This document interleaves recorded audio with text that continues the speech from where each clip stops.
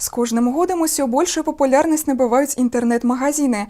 Гэта не патрабуе вялікіх намаганняў. У некалькі клікаў можна зрабіць імгненную пакупку.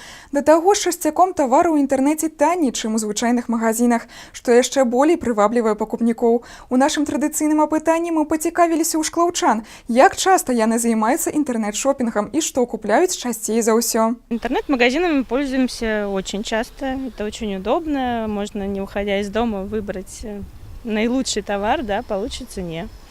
Покупаем детские товары, ну, все подряд, как бы все, что нужно. В принципе, я очень часто заказываю. Если честно, то мы редко, ну так, в основном бытовую технику, потому что самой доставить с магазина тяжело, да, а так очень удобно, что они привозят все домой. Продукты, естественно, в своих магазинах, либо на рынке. Люблю обычно покупать, если там одежда, продукты, то в магазине, потому что люблю посмотреть, потрогать качество, вот, чтобы знать, за что платить.